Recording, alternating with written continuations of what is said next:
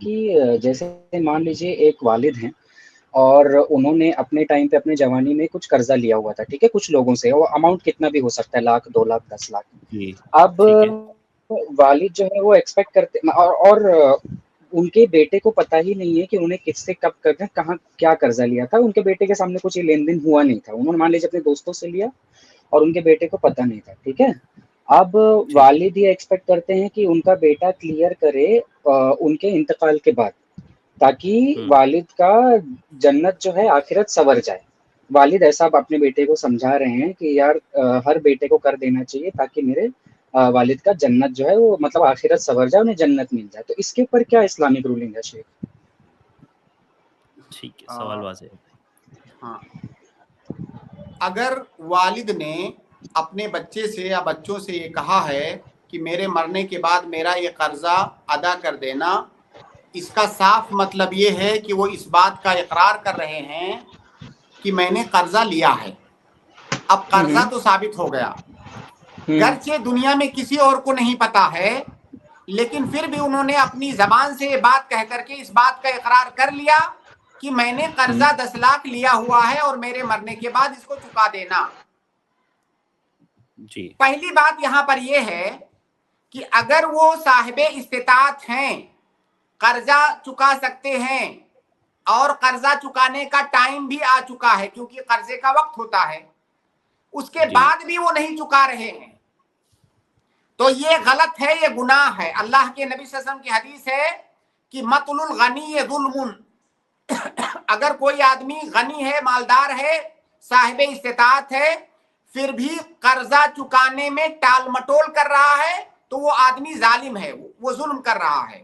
تو اگر وہ والد صاحب استطاعت ہیں، اپنی زندگی میں قرضہ چکا سکتے ہیں اور نہیں چکایا تو انہوں نے غلط کیا، انہوں نے گناہ کیا. اور جس سے قرضہ لیے تھے اس کے ساتھ زیادتی کیا، انہوں نے ٹائم پر نہ دے کر کے اس کے ساتھ زیادتی کیا، کیونکہ جو ٹائم زیادہ ہو رہا ہے یہ بھی تو زیادتی ہے. آپ نے 2 مہینے کہہ کے قرضہ لیا، آپ 10 مہینے پر واپس کر رہے ہو جبکہ آپ 2 مہینے پر واپس کر سکتے تھے. تو یہ جو آپ نے 10 مہینے لیا، 8 مہینے جو زیادتی کیا، یہ غلط ہے، یہ گناہ ہے. گرچہ آپ نے بعد میں 10 مہینے بعد پورا دے دیا، پھر بھی یہ جو 8 مہینے کا ڈیلے آپ نے کیا ہے یہ زیادتی تو ہوئی نا سامنے والے پر، تو یہ گناہ ہے. اس کے لیے سامنے والے کا معاف کرنا ضروری ہے، پہلی بات یہ. دوسرا مسئلہ یہ کہ اگر بیٹا باپ کی وفات کے بعد قرض کی ادائیگی کر دے رہا ہے تو قرض کی ادائیگی اس کی طرف سے ہو جائے گی، لیکن کیا بیٹے کے اوپر واجب ہے باپ کے قرض کی ادائیگی؟ اگر باپ مال چھوڑ کر کے وفات کیا ہے، اس کے مرنے کے بعد اس کے پیچھے اس نے ترکہ چھوڑا ہوا ہے، تو ترکہ کو تقسیم کرنے سے پہلے اس کے ورثہ پر لازم ہے کہ اس کے جو قرض ہیں پہلے ان کی ادائیگی کریں. اگر وہ نہیں کرتے ہیں تو غلط ہے.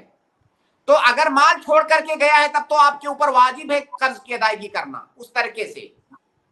اور اگر وہ مال چھوڑ کر کے نہیں گیا ہے تب آپ کے اوپر واجب نہیں ہے قرض کی ادائیگی کرنا، پھر آپ کے اوپر واجب نہیں ہے. قرآن کی آیت ہے لا تزر وازرۃ وزر اخری، دوسرے کا بوجھ دوسرا برداشت نہیں کرے گا، اس کو مکلف نہیں کیا جائے گا، وہ ذمہ دار نہیں ہے. لیکن بیٹے کے لیے افضل اور مستحب ہے، بلکہ یہ والد کے ساتھ بر اور احسان ہے، اور اس کے مرنے کے بعد تو یہ سب سے بڑا احسان ہے کہ اسے قرض کے بوجھ سے بیٹا آزاد کر دے. یہ بہت بڑے ثواب کا کام ہے بیٹے کے لیے، اور کرنا چاہیے. اگر کوئی بیٹا صاحب استطاعت ہے تو اسے کرنا چاہیے، بلکہ اسے کوشش کر کے کسی بھی طرح سے اپنے باپ کا قرض اتارنا چاہیے. لیکن شرعی ناحیے سے ہم اس کو یہ نہیں کہہ سکتے کہ تمہارے اوپر واجب ہے، نہیں کرو گے تو گنہگار ہو، یہ نہیں کہہ سکتے.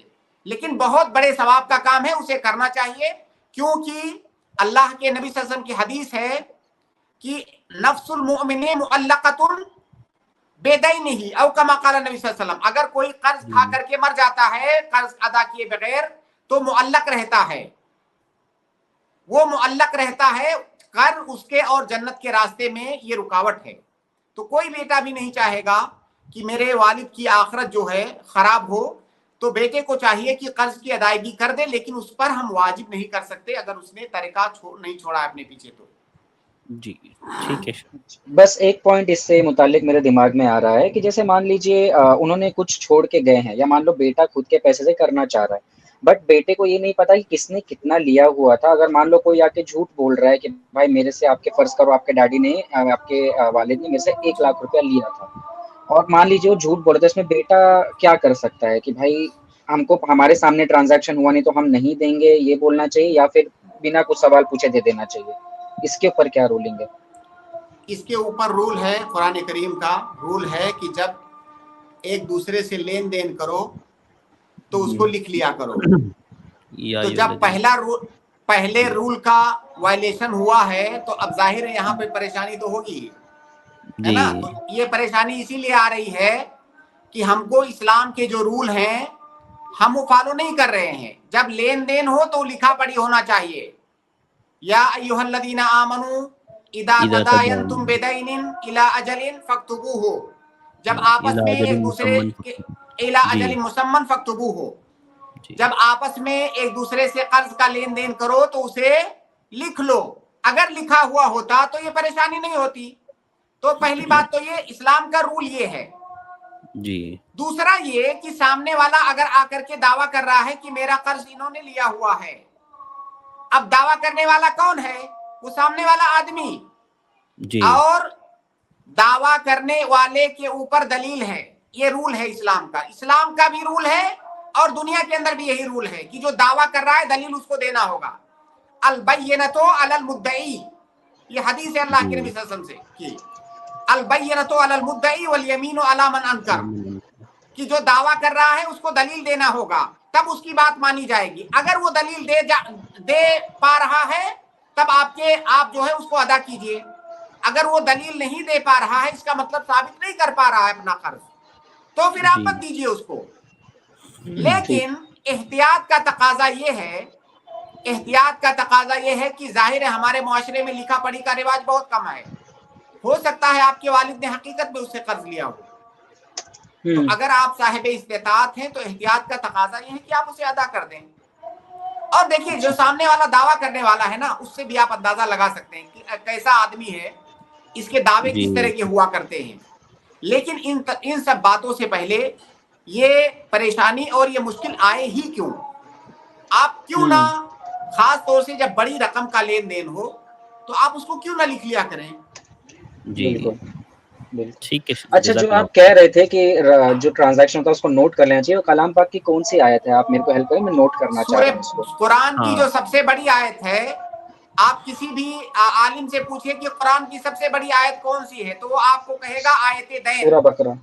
سورہ بقرہ کے آخر میں ہے یہ آیت، بالکل آخر ختم ہوتے ہوتے ہے یہ آیت، یا ایھا الذین آمنوا اذا تداینتم بدین الی اجل مسمى فاکتبوہ۔